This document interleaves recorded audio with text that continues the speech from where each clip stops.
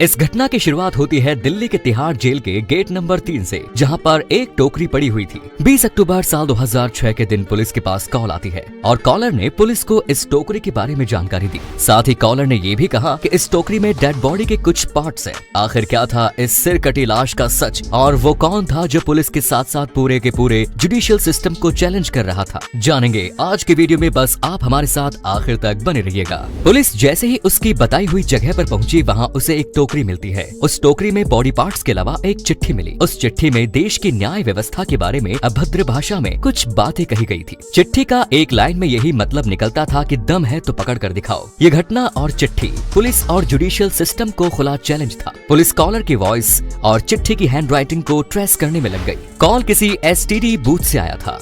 उस STD booth पर मौजूद व्यक्ति से पूछताछ की गई तो उसने आने वाले का हुलिया बताया। उस हुलिये के आधार पर चेहरे का स्केच तैयार हो गया। बात करने वाले वॉइस एक्सेंट से ये समझ में आ रहा था कि वो बिहारी है। पुलिस अभी इस मामले में आगे जांच कर ही रही थी कि 26 अप्रैल साल 2007 को एक बार फिर पुलिस थाने की घंटी बजती है और ये कॉल उसी कॉलर ने किया था, क्योंकि उसकी पहचान आवाज से हो गई थी। उसने पुलिस को बताया कि एक बार फिर तिहाड़ जेल के गेट नंबर 3 पर डेड बॉडी रखी हुई है। अब की बार पुलिस जब वहाँ पहुंची तो सच में एक टोकरी में रखी गठरी में कुछ बना हुआ था। पुलिस उस गठरी को खोलने की बहुत कोशिश कर रही थी, लेकिन वो खुली ही नहीं। तभी एक आदमी भीड़ से निकल कर आया। उसने चाकू की मदद से गठरी को खोल दिया, जिसमें की डेड बॉडी मौजूद थी। डेड बॉडी का केवल टोर्सो पार्ट यहाँ मौजूद था। बाकी की डेड बॉडी दिल्ली की हजारी कोर्ट के पास मौजूद थी। कि इस साइकोपैथ किलर के द्वारा पुलिस को दी गई दूसरी चुनौती थी। पुलिस ने इस केस को सॉल्व करने के लिए स्पेशल टास्क फोर्स का गठन किया, क्योंकि अब वो समझ चुकी थी कि जिस व्यक्ति से उसका सामना हो रहा है वो अपने काम में एक्स्ट्रा कॉन्फिडेंट है। यही वजह है कि पूरे पुलिस एडमिनिस्ट्रेशन के साथ साथ जुडिशियल सिस्टम को चैलेंज कर रहा है। इस केस को सॉल्व करना इसलिए भी मुश्किल था कि दोनों डेड बॉडी बिना सिर के मिली थी, इसलिए इनकी पहचान करना एक बड़ी समस्या थी। और जब तक डेड बॉडी की पहचान स्टैब्लिश नहीं होगी तब तक वो इन्वेस्टिगेशन की प्रॉपर शुरुआत भी नहीं हो सकती थी। पुलिस को ये भी जानकारी नहीं थी कि ये हत्या कब और कहाँ हुई। फिर भी पुलिस अपनी जांच के घोड़े अंधेरे में दौड़ा रही थी। तभी उसके पास एक तीसरा फोन आता है, उसी साइको किलर का था।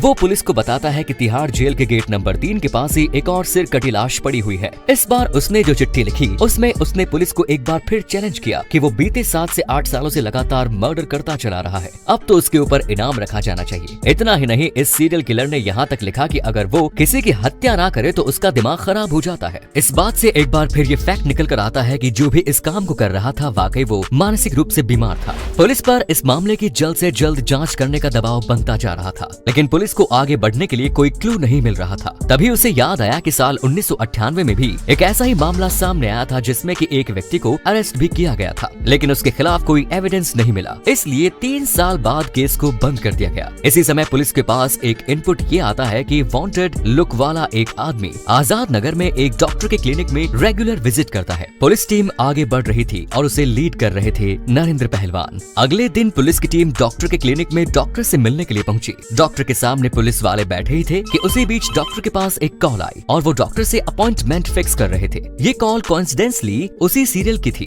जिसकी पुलिस को तलाश थी। पूछताछ के दौरान डॉक्टर ने बताया कि पुलिस जिस हुलिये वाले आदमी के बारे में जानकारी हासिल कर रही है उसका नाम चंद्रकांत झा है, जिसकी 5 बेटियां हैं और उन 5 बेटियों की डिलीवरी उसी डॉक्टर ने कराई थी। डॉक्टर ने ये भी बताया कि चंद्रकांत उसके ब्रदर इन लॉ को मारने की कोशिश कर रहा था। पुलिस की जांच अब सही डायरेक्शन में जा रही थी। पुलिस ने डॉक्टर के ब्रदर इन लॉ को भी इन्वेस्टिगेट किया, जिससे उसे ये इन्फॉर्मेशन मिली कि चंद्रकांत के पास एक मोटर कार्ट है जिसके जरिए वो सब्जियां बेचा करता था। पुलिस ने इसी लीड पर काम करना शुरू किया। आगे चलकर पुलिस ने चंद्रकांत झा के घर को ट्रेस कर लिया और उसे घर से गिरफ्तार भी कर लिया। इस सीरियल किलर के पकड़े जाने के बाद दिल्ली में लोगों की जान में जान आई। इसके बाद जो कहानी सामने आई वो इससे भी ज्यादा भयानक और दिल दहला देने वाली थी। चंद्रकांत झा की गिरफ्तारी देखते ही देखते मीडिया के माध्यम से पूरे देश की सुर्खियां बन गई। हर कोई ये जानना चाह रहा था कि आखिर ऐसा कौन सा अपराधी है जिसने की पुलिस के साथ साथ पूरी की पूरी न्याय प्रक्रिया को ही चुनौती दे दी। पुलिस के तमाम सवालों के जवाब चंद्रकांत के पास थे और चंद्रकांत झा पुलिस के कब्जे में था। वो पुलिस को सब कुछ बताने के लिए तैयार हो गया, बशर्ते पुलिस उसके साथ मारपीट न करे।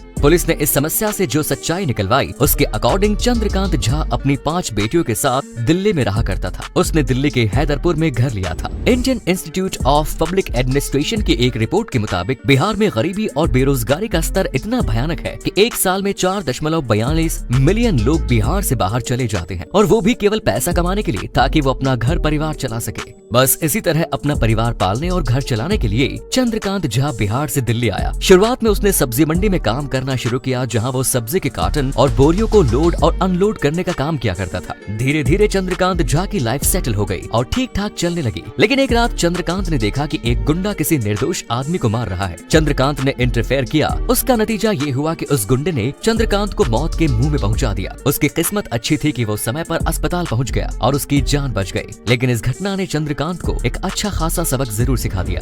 चंद्रकांत झा को ये बात अच्छी तरह से पता चल गई कि किसी भी तरीके से हमें अपनी ताकत को बढ़ाना पड़ेगा। सबसे इम्पोर्टेंट आपकी अपनी पावर होती है। इसके बाद चोट से रिकवर होते ही चंद्रकांत झा ने मार्शल आर्ट की ट्रेनिंग शुरू की। दरअसल चंद्रकांत झा जहाँ काम करता था वहाँ पर यूनियन लीडर काम करने वाले लोगों से अवैध वसूली किया करते थे। चंद्रकांत झा ने इसका विरोध किया। इसका नतीजा यूनियन लीडर की पिटाई हो गई। यूनियन लीडर के हाथ से ब्लीडिंग होने लगी। चंद्रकांत को जेल जाना पड़ा। इतना ही नहीं, उसकी पत्नी को भी जेल जाना पड़ा, जबकि इस घटना से उसकी पत्नी का कोई लेना देना नहीं था।